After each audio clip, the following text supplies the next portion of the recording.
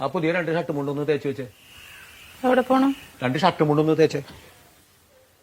ഞാൻ ചോദിച്ചു കേട്ടാ, നിങ്ങൾ എവിടെ പോണെന്ന്? തേക്കടി.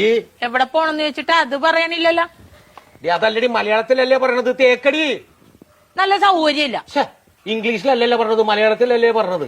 പറഞ്ഞാൽ നിനക്ക് മനസ്സിലാകത്തിന് ഞാൻ എന്ത് ചെയ്യാനാണ്? നിങ്ങൾ എവിടെ പോണ? തേക്കടിന്ന്. ഓ, എനിക്ക് കലി കയറണുണ്ട്. നിങ്ങൾ എങ്ങോട്ടെങ്കിലും ഇറങ്ങിപ്പോയി എന്തെങ്കിലും പറ്റിയാ ഞാൻ അറിയുവോ? സ്ഥലം പറയാണ്ട്. ഇനി അത് പോട്ടെ, ആരെങ്കിലും നിങ്ങള് തിരക്കി ഇവിടെ വന്ന് ഇവിടെ പോയെന്ന് ചോദിച്ചാൽ ഞാൻ എന്ത് പറയും? നിങ്ങളെ ഇവിടെ പോണ പക്ഷെ അത് പറ ആദ്യം. തേക്കടി. തുണി ഞാൻ തേച്ചു തരാം. പോണ സ്ഥലം ആദ്യം പറ, എന്നിട്ട് തേക്കാം. ഇത് ദൈവം ഇതിനെയൊക്കെ എങ്ങനെ പറഞ്ഞു മനസ്സിലാക്കി? എവിടെ പോണെന്ന്? തേക്കടി എന്ന് പറഞ്ഞു. നല്ല സൗകര്യമില്ല തേക്കാനായിട്ട്. അത് കൊള്ളാല. ഏതാണ്ട് ഉടായിപ്പാണ്. അതാണ് പോണ സ്ഥലം പറയാൻ ഇത്ര മടി.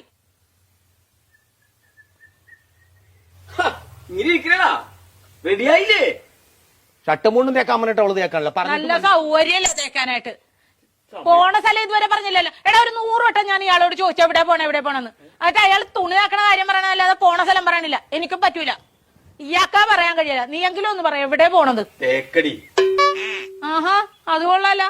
ദേ ഒരു കാര്യം ഞാൻ പറഞ്ഞേക്കാം, എന്റെ കെട്ടിയൻ എന്നെ ഇടിപൊടി എന്ന് വിളിക്കും. എന്ന് വെച്ച് കണ്ടവന്മാര് വീട്ടിൽ കയറി ഒന്ന് ഇടിപൊടി എന്ന് വിളിച്ചിട്ടില്ല, അടിച്ച കാരണം വിളിക്കും. പറഞ്ഞാൽ മനസ്സിലാവൂല.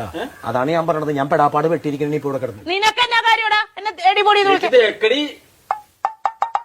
ഞാൻ ഒരു വട്ടം പറഞ്ഞു, ഇനി ഞാൻ അടിക്കും, സത്യമായിട്ട് അടിക്കും ഞാൻ. മനസ്സിലായില്ലേ ഇപ്പൊ പറഞ്ഞത്? പിന്നെ പറഞ്ഞാലല്ലേ മനസ്സിലാവുള്ളൂ. പറയണ്ടേ? കോട്ടയം കുമളി വഴി തേക്കടിക്ക് പോകണെന്ന് ഞങ്ങ ടൂറ് പോണേണ്. ടൂറ് പോണത് തേക്കടിയുടെ കാര്യമായിരുന്നാ പറഞ്ഞത്.